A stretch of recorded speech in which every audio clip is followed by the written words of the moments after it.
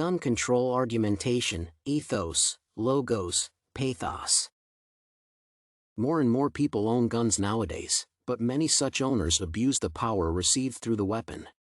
Cases, when individuals use guns not for protection but for violent assaults, have become rather frequent. Thus, it is crucial to enact more gun control laws in order to restrict mass shootings, as well as individual attacks that do not have any self-defense at their core.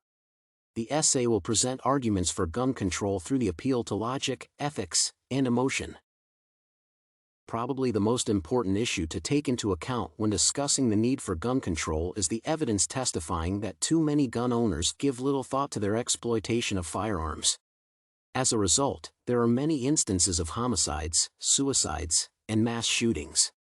According to the Centers for Disease Control and Prevention, the U.S. is experiencing a rise in gun-related death after a period of decline which lasted for approximately a decade. In 2015 to 2016, 27,394 homicides and 44,955 suicides involving guns were recorded. These dramatic numbers indicate that too many people use guns irresponsibly and harm themselves or others instead of protecting lives or property. Mortality due to guns is endemic, and fatality rates are stable, but high. Firearm mortality is the most frequent among people aged 17 to 25, and it is accountable for 45% of all suicides and 80% of homicides among young adults. Therefore, strict gun control laws are needed to eliminate the instances of murder or suicide that are committed in the U.S.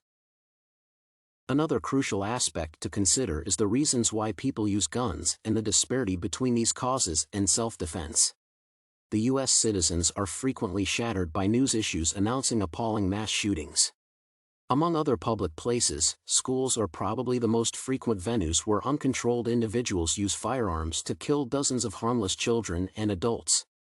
A large percentage of mass murders are committed by mentally ill individuals. Also, researchers admit that it is possible to predict gun crimes with the help of psychiatric examination and diagnosis. Thus, it seems reasonable that gun control regulations should be altered and that they should become stricter.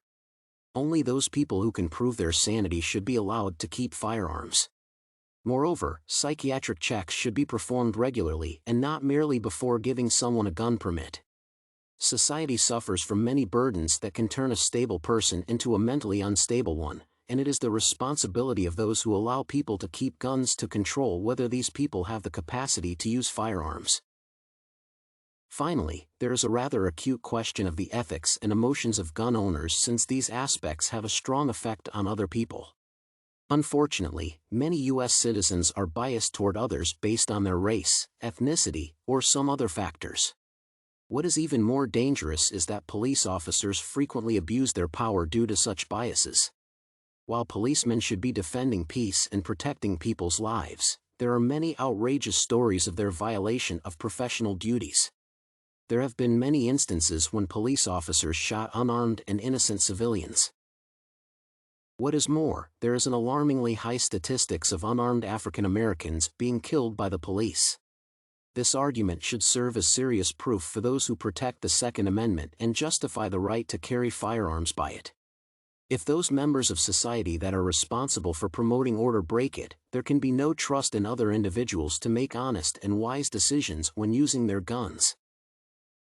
The most popular argument against strict gun control regulations is the Second Amendment to the Constitution, which regulates gun ownership and guarantees the right to keep and carry firearms. Thus, many people consider that their rights would be violated if stricter gun control laws were enacted.